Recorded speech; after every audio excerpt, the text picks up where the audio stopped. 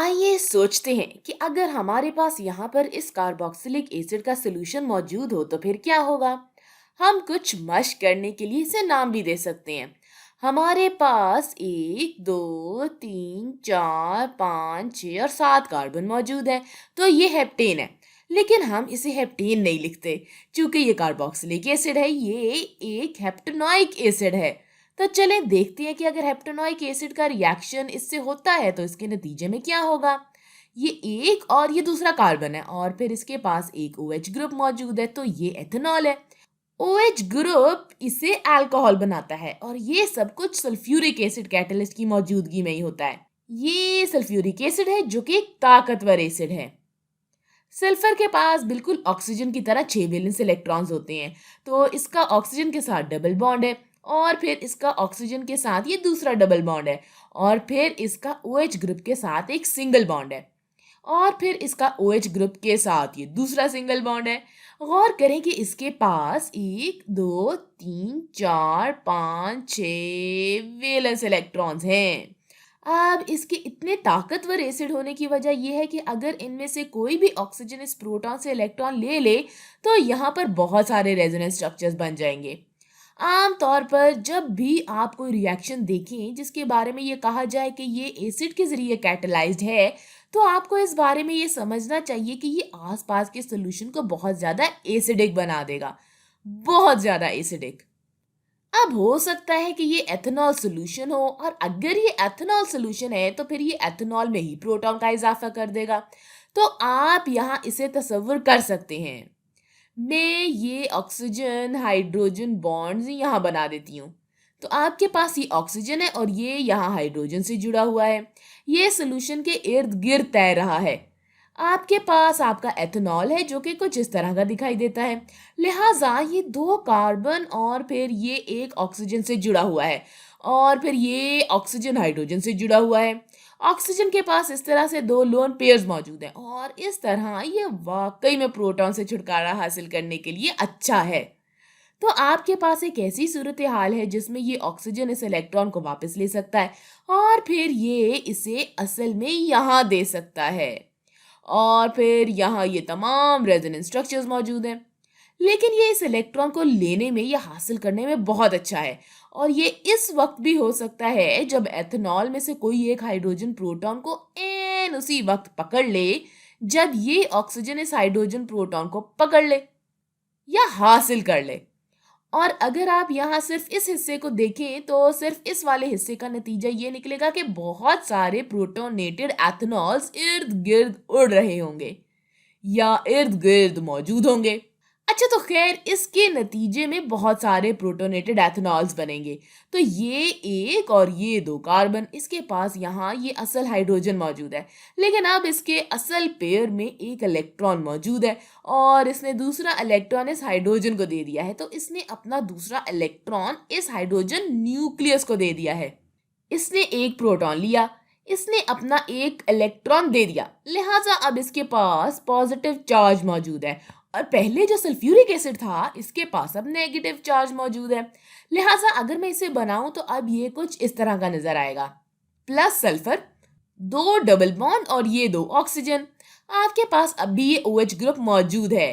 दरअसल ये अब भी इलेक्ट्रॉन दे सकता है या अतिया कर सकता है। ये अब भी एसिडिक है, लेकिन अब इस ऑक्सीजन ने एक इलेक्ट्रॉन हासिल कर लिया है। अब इसके पास नेगेटिव चार्ज मौजूद है। अब ये सब करने की वजह यह है कि मैं आपको ये समझाना चाहती हूँ कि सल्फ्यूरिक एसिड कैसा दिखाई देता है और ये एसिडिक क्यों है। लेकिन आपको सिर्फ इस बात का ध्यान देना होगा कि यहाँ आपके पास हाइड्रोजन प्रोटॉन का एक गुच्छा यहाँ वहां घूमते हुए मौजूद होगा।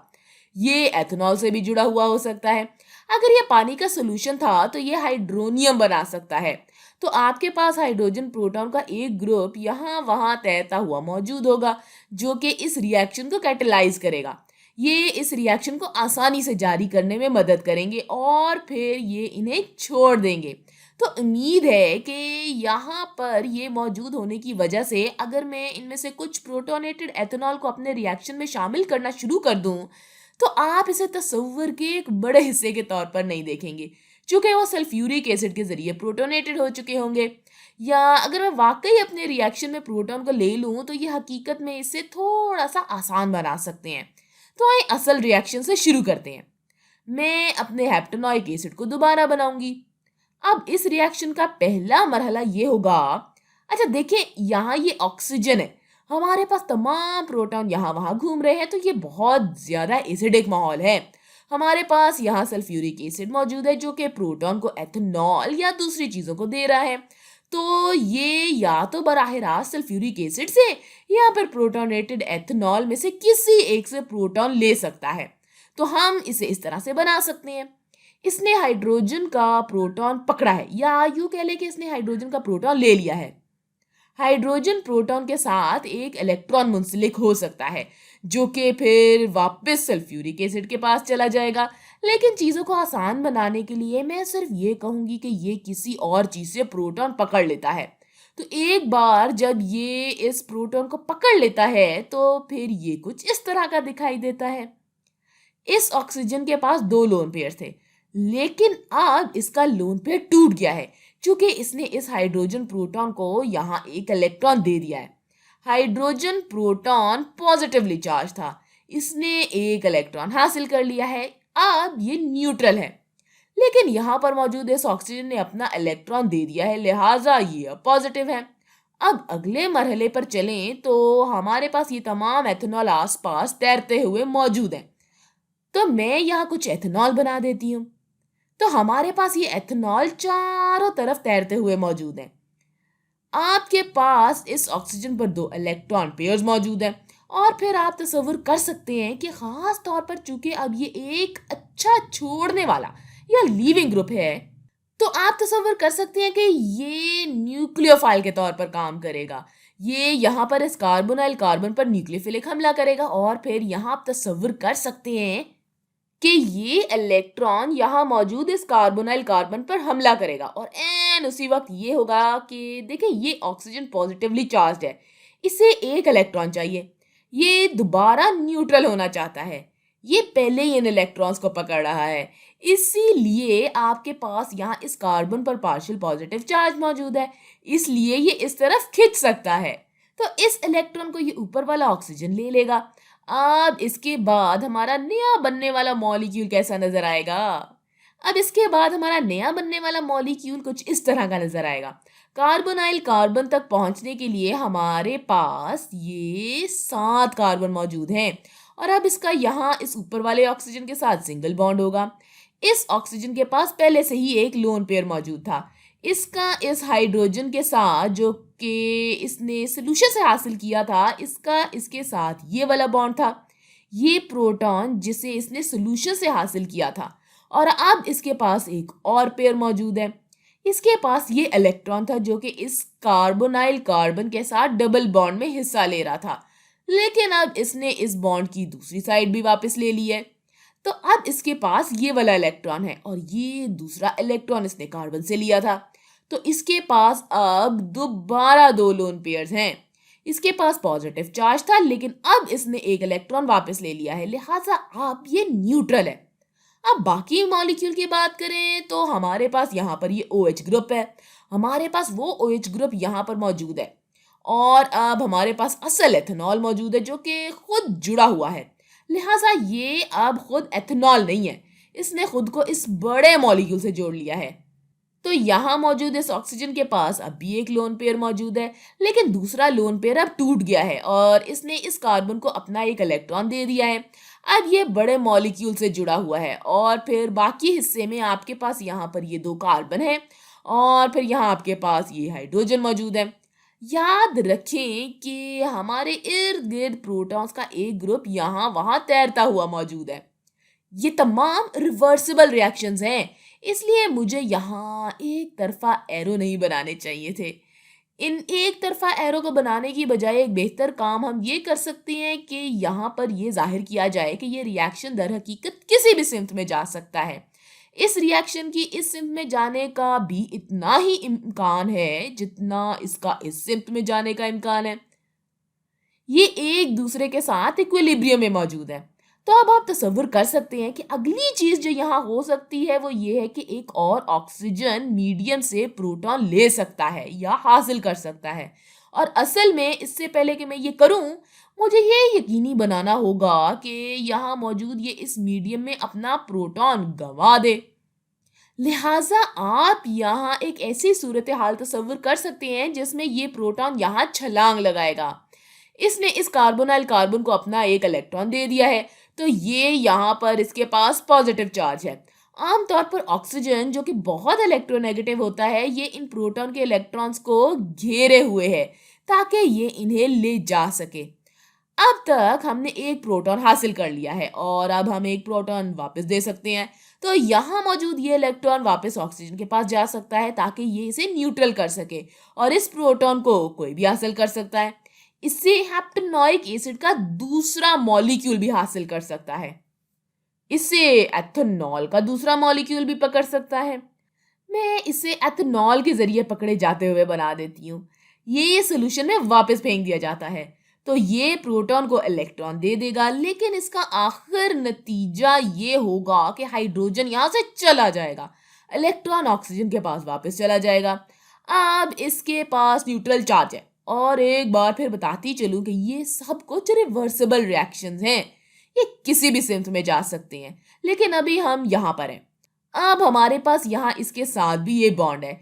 ये अब डीप्रोटोनेटेड है, जो कि पहले एथेनॉल था। तो ये आपके पास O है और फिर हमारे पास इस तरह से ये एक और ये दो कार्बन मौजूद हैं और इसके साथ ये एक हाइड्रोजन जुड़ा हुआ है। मैं यहाँ इस प्रोटोनेटेड एथेनॉल को बनाने की जहमत भी नहीं करूंगी। प्रोटॉन्स हर तरफ यहाँ वहाँ फिर रहे हैं। अब अगला मरहला ये होगा कि ये OH ग्रुप, खास तौर पर इसमें मौजूद ये ऑक्सीजन, आसपास के सॉल्यूशन से एक प्रोटॉन पकड़ लेगा। तो अब इसके पास ये दो लोन पेयर्स मौजूद हैं। ये सल्फ्यूरिक एसिड से मिलने वाले इन प्रोटोनेटेड एथेनॉल में से किसी से भी या फिर इन दूसरे इंटरमीडिएट मॉलिक्यूल्स में से किसी से भी प्रोटॉन हासिल कर सकता है। इस एसिड कैटलिस्ट के यहाँ मौजूद होने का पूरा मकसद यही है। लिहाजा ये अपना एक इलेक्ट्रॉन प्रोटॉन को दे सकता है या अतिया कर सकता है और फिर ये इसके साथ एक बॉन्ड भी बना सकता है। अब ऐसा होने के बाद हमारे रिएक्शन का अगला मरहला ये होगा। देखिए, याद रखें कि ये रिएक्शन किसी भी सिंथ में जा सकता है। इस रिएक्शन का अगला मरहला कुछ इस तरह का दिखाई देगा। आपके पास यहाँ 1 2 3 4 5 6 7 कार्बन होंगे।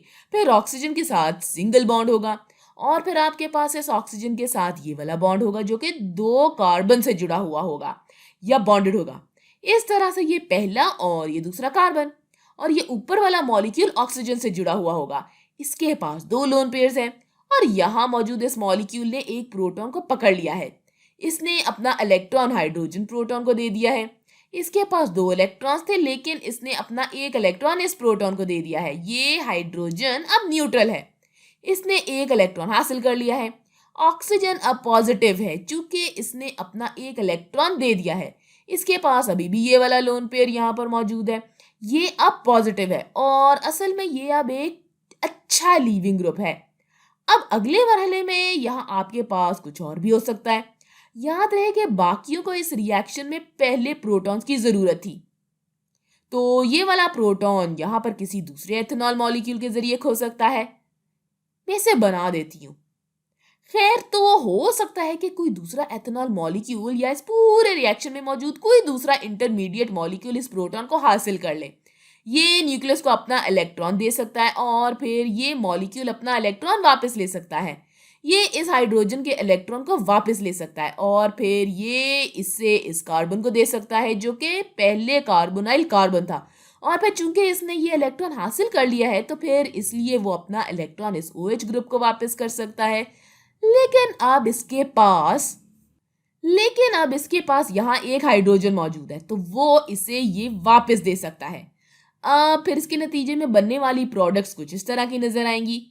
ये सब कुछ इक्विलिब्रियम में मौजूद है। अब हमारे पास 1 2 3 4 5 6 7 कार्बन मौजूद हैं।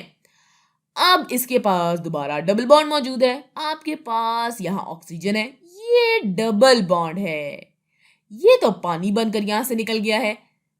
अच्छा, अब ये तो पानी बनकर यहाँ से निकल गया है। तो अब आपके पास ये दूसरा OH ग्रुप है जो कि इस हाइड्रोजन से जुड़ा हुआ है। ये पानी बनकर यहाँ से निकल गया और अब यहाँ आपके पास ये मौजूद है। अब आपके पास एथेनॉल ग्रुप ने खुद को जोड़ लिया है। एथेनॉल ने अपना हाइड्रोजन खो दिया है। इसने खुद को कार्बोक्सिलिक एसिड से जोड़ लिया है। लिहाजा अब ये कुछ इस तरह का दिखाई देगा। अब ये एक ऑक्सीजन से जुड़ा हुआ है और ये इस तरह से दो और कार्बन से जुड़ा भी हुआ है। ये पूरा रिएक्शन जो मैंने आपको दिखाया है इसे एस्टेरिफिकेशन कहते हैं। ये इन अल्फाज में से एक है जिसे मुझे कहने में थोड़ी सी मुश्किल पेश आती है। खास तौर से इस रिएक्शन को फिशर एस्टेरिफिकेशन कहा जाता है और इन फिशर साहब को ऑर्गेनिक केमिस्ट्री में अपने काम के लिए 1902 में नोबेल प्राइज भी दिया गया था। तो दरअसल इस वीडियो में ना मैं आपको कार्बोक्सिलिक एसिड से एस्टर बनाने के एक मारूफ रिएक्शन के मैकेनिज्म से मुतारिफ करवाना चाहती थी।